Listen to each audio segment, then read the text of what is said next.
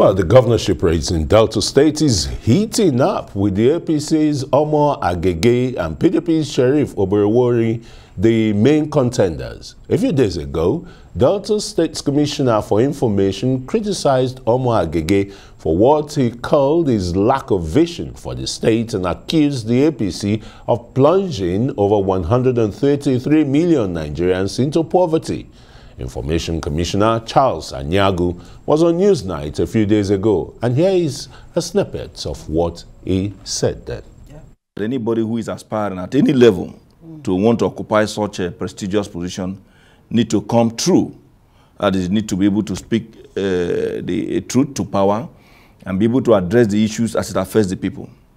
And so when our brother and the Deputy Senate President now decide to talk to people, and he decide to tell more of what is very far from the truth, we believe that is archaic, and that should not be accommodated at a time like this. And so, like I said, we recognize his rights to aspire, but in doing so, he must be able to tell the people the truth, so that what happened to us in 2015 as a people in this country will not happen again. And so he was very busy saying that nothing has happened.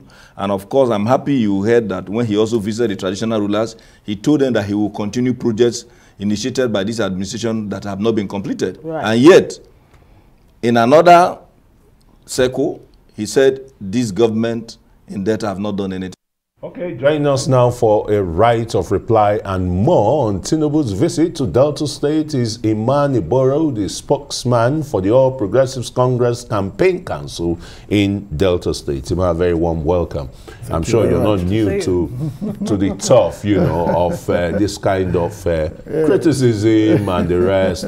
But your principal, just like Charles said he was going to continue, you know, with the project, continuity of the PDP project if he becomes the governor of Delta State. Is that not, you know, agreeing that the PDP is performing? No, not at all. Not at all. You see, anybody who has worked in government, even citizens realize that there is no way you have a government there for 8 years that will not do one or two things, very minor, minuscule things. Many things that don't really have much reward for the people. You know, like Okowa going to spend 17 billion to build a secretariat for civil servants, percentage of whom in the state. You can work it out how many civil servants are in the state, but I don't say it's wrong. You know, but 17 billion in a state that poverty walks on 4 legs, a state. Come on, Christian, you are from Delta State. Delta is in a mess. Delta is in trouble. Delta is the state that has received the kind of money no state has received in the history of this country. Yet Delta is a place where poverty walks on 4 legs, where life is still in the Hobbesian terms, nasty British are shot because of lack of access to facilities, to medicine, to the simple things that other people have gotten used to. Delta is such a state, it is so painful that we come and talk about a state like this. I don't like it myself.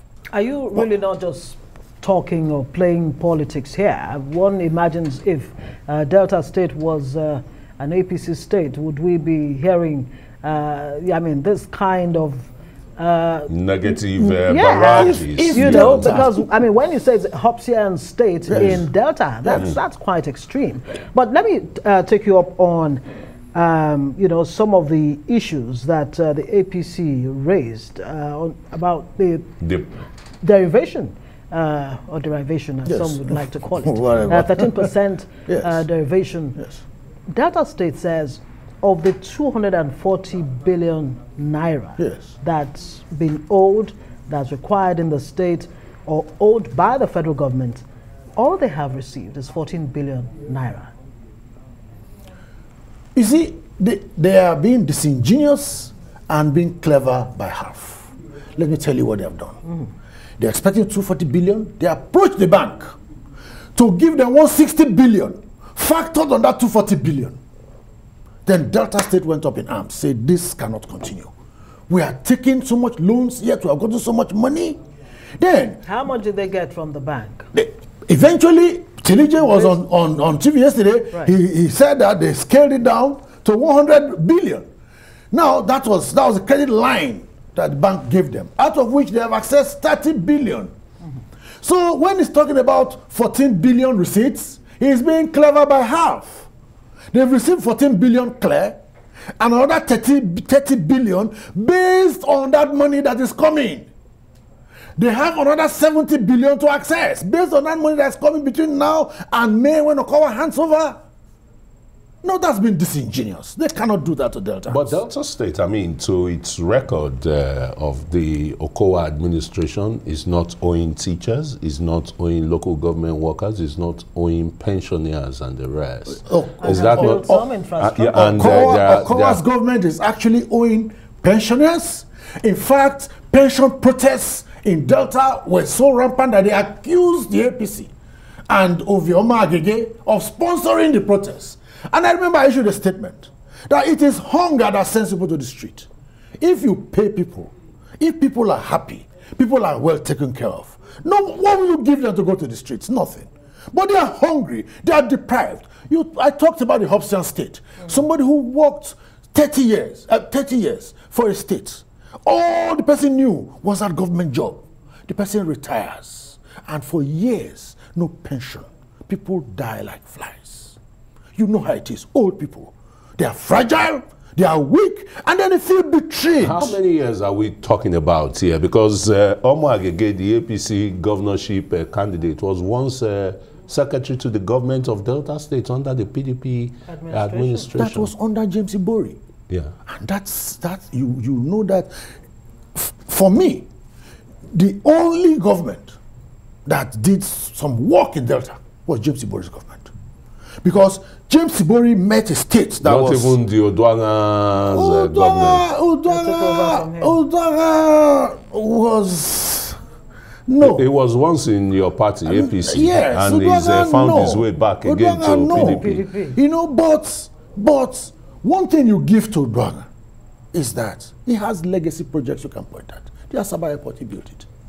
And because he's a doctor, he did a lot in the health sector. So that's kudos, until you get into the hospital, you do not know what is in there. But he did quite a lot. And I remember that time they did a couple of transplants at the hospital in Ogara that made the news.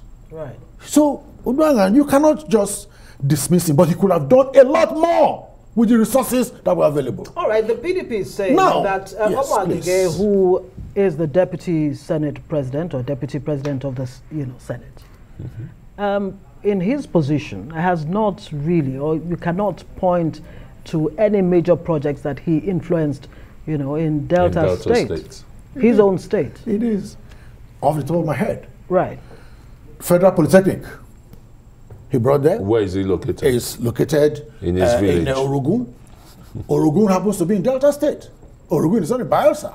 It's not in Rivers. And let me tell you what led to that. He was having challenges with this same Okowa government about getting land. Because he knew it's going to be a big win. So they made it possible. I mean, they frustrated every effort for him to get land.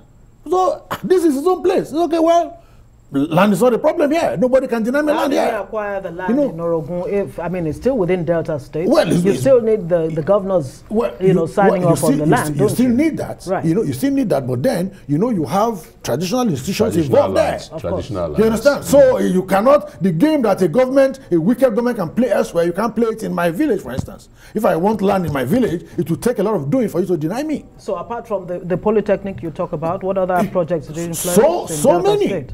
So many. The law school, you see that gleaming law school that Wike commissioned in Rivers State, he's built it on also. A gleaming law school is also coming up in Delta State.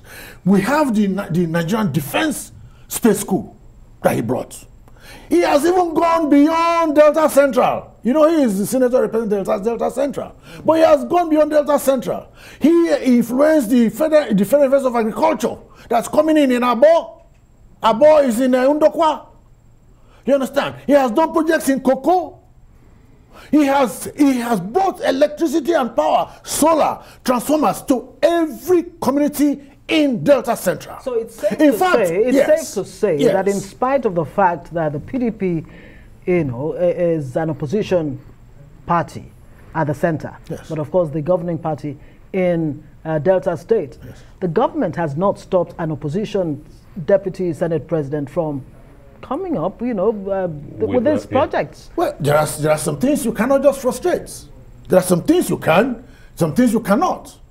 You understand what I'm saying? And if you put them side by side with resources available, Omar Agege has outperformed the state government. What are the frustrations? Because what are the frustrations that okay. that he probably trying to hold back because I'm from that state, yes. and That's fair enough. you know. But what are the frustrations that Omar Agege, as a deputy president of the Nigerian Senate, have faced based on the deplorable conditions of roads, federal roads, from Benin to the Benin Sapele Warri Highway to Patani and the rest? That's one.